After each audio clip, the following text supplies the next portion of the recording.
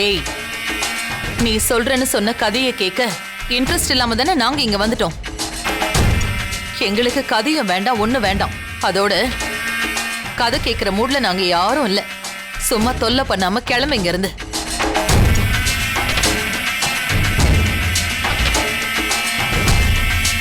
உங்களுக்கு கேக்குற மூடு இல்லைனாலும் எனக்கு சொல்ற மூடு இருக்கு. ஏய், உனக்கு சொல்ற மூடு இருந்தா நீ சொல்றதெல்லாம் அந்த சத்யா தான் கேப்பா. போய் அவட்ட சொல்லு போ.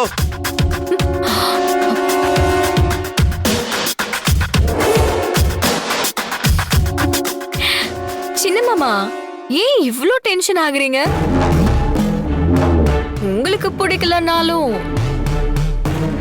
பெரிய யோசிக்கிறத பார்த்தா அவரு இந்த கதையை கேட்கணும்னு நினைக்கிறாரு போல இருக்கு.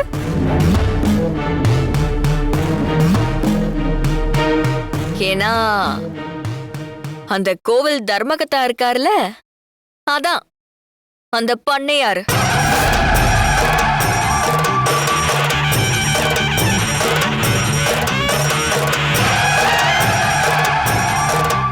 துர்காங்கிற அந்த சீரியல்ல வராரு அந்த பண்ணையாரு.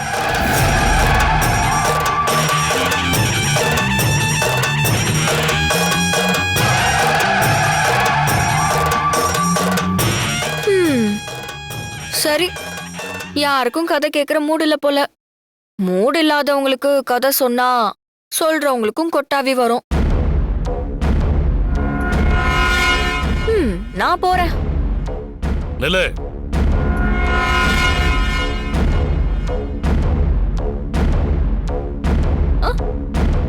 அதான் அந்த சீரியல் கதையில வர்ற பண்ணையாரு.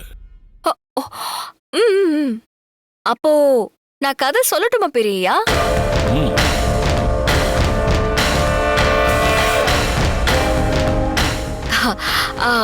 பண்ணையார் இருக்காரே, அந்த ஆளுதான் களவாணி பசங்களை அனுப்பி கோவில்ல அம்மன் சிலைய திருட பார்த்திருக்கான்.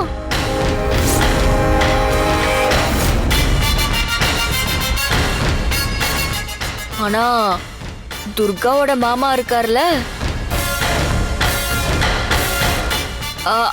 அதான் அந்த கதையில வர துர்காவோட மாமா. அந்த துர்காவோட மாமா தான் அந்த திருடனை புடிச்சு போலீஸ் கிட்ட ஒப்படைச்சாரு. ஆனா அந்த போலீஸ் பண்ணையார் கூட கூட்டணி போட்டுக்கிட்டு எல்லாருமா கூட்டு களவாணிங்களா சேர்ந்து அந்த சிலைய திருட திட்டம் போடுவாங்களாம். அது என்ன திட்டம்னா,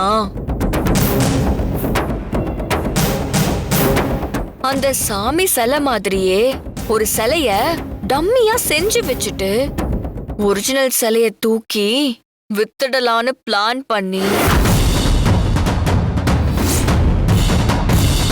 அதுக்காக அந்த பண்ணையாரு சாமி கிட்டே வேண்டுதல் வைப்பானா. அதுக்கான பூஜைக்கும் ஏற்பாடு பண்ண போறாராம்.